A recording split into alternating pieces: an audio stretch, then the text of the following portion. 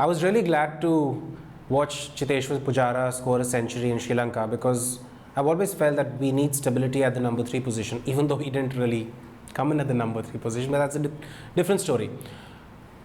Don't you think that Chiteshwar Pujara really belongs in the Indian team, and that's been proven in this first test match? I think the moment you say number 3, you think of Chiteshwar Pujara because when he came into the team after Dravid left, Pujara actually claimed that spot.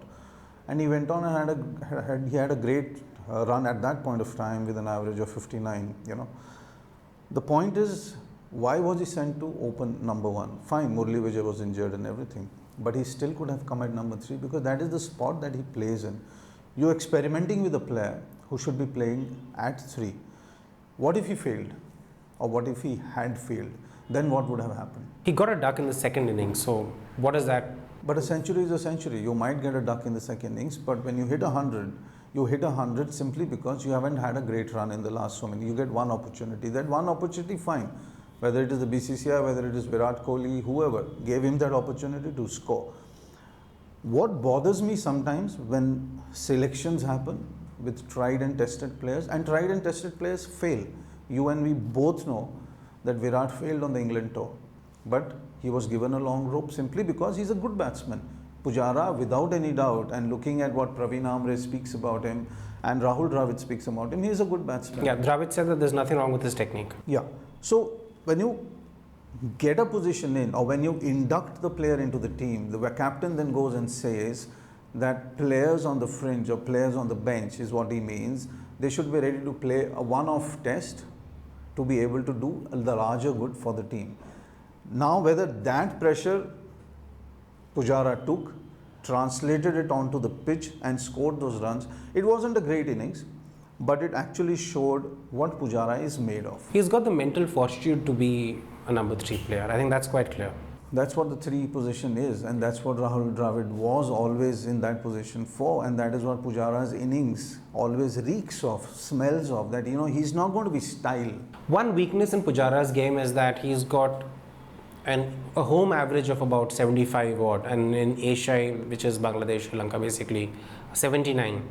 But the moment he goes overseas, his average dips into the early mid-30s. Well, we can probably point 50 Indian batsmen whose average dips into the mid-20s after scoring a ton of runs in India. I mean, there are hundreds of those kind of players we have. But to pick on one player and then throw him out of the team and not let him come back in and only bring him back because an opener gets injured, so the number 3 spot rests with somebody else and you give him the opener spot, I don't know, hoping or thinking whether he scores runs or doesn't score, and I think we might be going a little fast with our imagination here. But I do believe Pujara belongs to number 3. Is Pujara better than Rohit Sharma? A better batsman than Rohit Sharma? Yeah, according to me, for the number 3 spot, you need substance. You need people who can bat, let's say, for 5 days. I don't see Rohit doing that. I see Pujara doing that. And for a batsman to be able to do that or not do that, you need to rehabilitate him. You can't just take him off and then openly say that Rohit is an impact player, and an impact player requires a longer innings. By longer innings means a longer rope. Why is Pujara not an impact player? Just because he doesn't score a double 100 in a T20, or he's not a high profile player? But we're talking test matches here, and I think the stats are quite clear. Pujara has a 49 average at a 49% strike rate, while Rohit Sharma has, I think, a 37 average at a 51% strike rate. So you can pick the better player. It's quite obvious, I think. You can, but can you notice him in this entire world of a T20 IPL campaign that keeps happening almost 6 months in a year, where you have the Mumbai Indians captain who's right at the top as a T20 player, as an ODI player. He's fabulous as an ODI player, Rohit, I never deny that.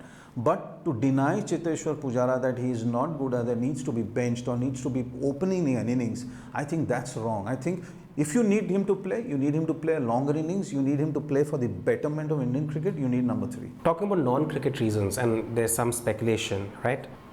Rohit Sharma, along with a number of other Indian cricketers, including the captain Virat Kohli, they're represented by Cornerstone. And Rohit is actually married to Ritika Sachdev, whose brother actually runs Cornerstone. So do you think there's a conflict of interest there? On the face of it, you can always think there is a conflict of interest.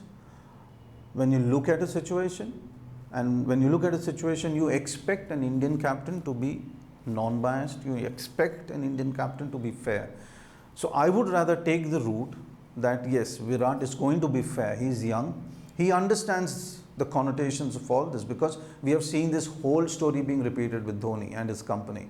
So if Virat is in the same company as Rohit and Rohit's wife also is a partner or runs the company, conflict of interest will arise. But I hope Virat, as young as he is probably looking at a very secure future, a future where he is acknowledged as one of the best captains. So I don't think he should ever be getting into this area.